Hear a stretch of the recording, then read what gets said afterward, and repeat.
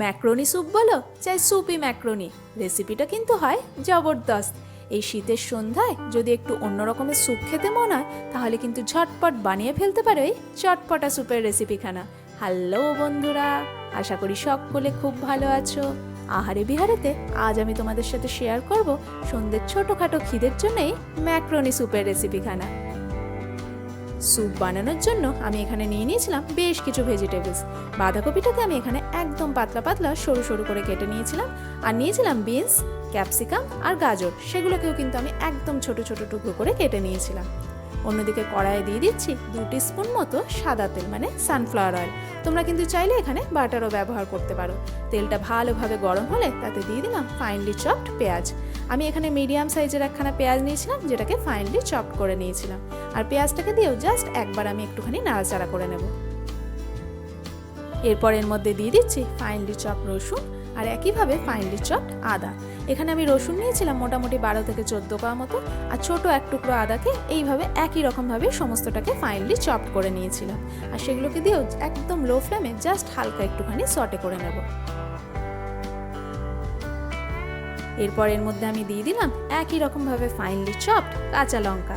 তবে তোমরা যদি এটা বাচ্চাদের জন্য বানিয়ে থাকো তাহলে কিন্তু এই কাঁচা লঙ্কাটা স্কিপ করতে পারো। আমি মোটামুটি এখানে 3খানা মতো কাঁচা লঙ্কা একই রকমভাবে ফাইনলি চপ করে নিয়েছিলাম। এরপর এর মধ্যে একে একে আমি সমস্ত সবজিগুলোকে অ্যাড করে দেবো। তোমরা চাইলে কিন্তু এটা যে কোনো বাড়িতে থাকা যে কোনো সবজি দিয়ে কিন্তু বানিয়ে ফেলতে পারবে। তোমরা চাইলে এখানে ব্রকলি অ্যাড করতে পারো, মাশরুম অ্যাড করতে পারো, কর্নও ব্যবহার করতে পারো। আর যদি স্প্রিং অনিয়ন ব্যবহার করে থাকো তাতেও কিন্তু স্যুপের টেস্ট আরও বেড়ে যাবে।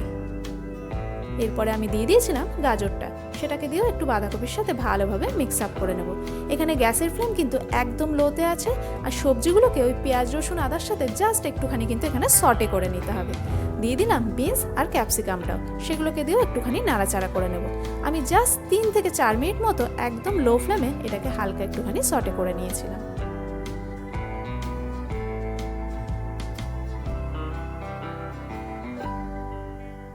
সবজিগুলো হালকা একটু নরম হয়ে এসছে।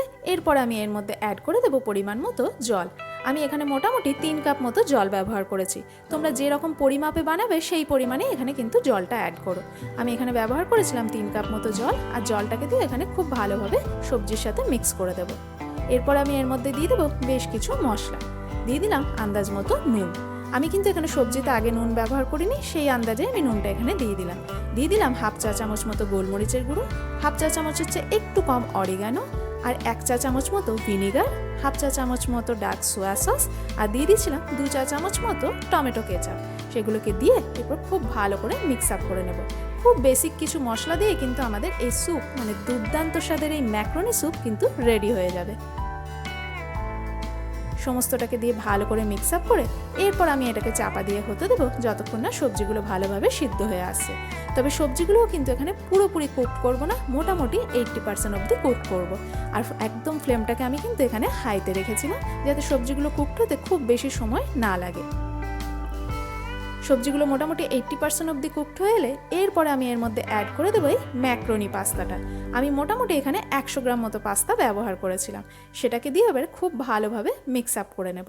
এরপর এই পাস্তাটা ভালোভাবে যাতে সিদ্ধ হয়ে আসে সেই সময়টুকু আমাদের এখানে দিতে হবে। মোটামুটি 7 থেকে 8 মিনিটের মধ্যে পাস্তাটাও কিন্তু খুব ভালোভাবে সিদ্ধ হয়ে আসবে। আর গ্যাসের ফ্লেমটা কিন্তু একদম হাইতে করে দেবো।